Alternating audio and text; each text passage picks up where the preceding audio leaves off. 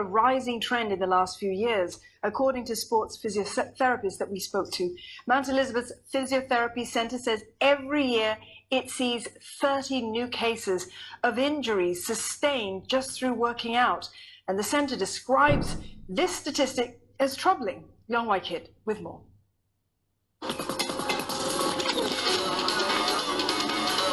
It's definitely growing. More people are working out, getting gym memberships and roping in personal trainers.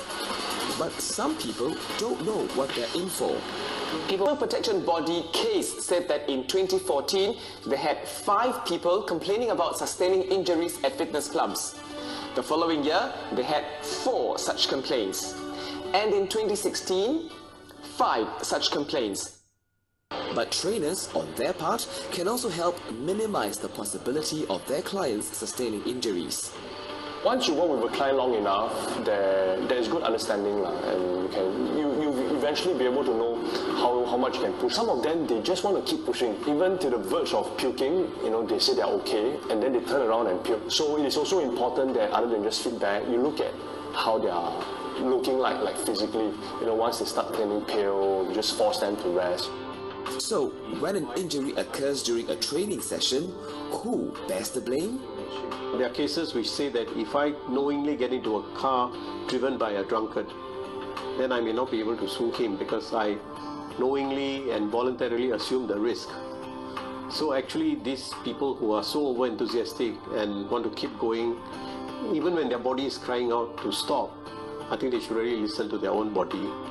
But consumers should also know their rights, even if they're aware of the risks. When you go to the gym and sign these indemnity forms, they will normally have a clause that say we exclude liability for death or personal injury. In law, actually, those clauses are not operative if you are bringing an action against the trainer for negligence. If the trainer was negligent, then these kind of clauses are actually worthless.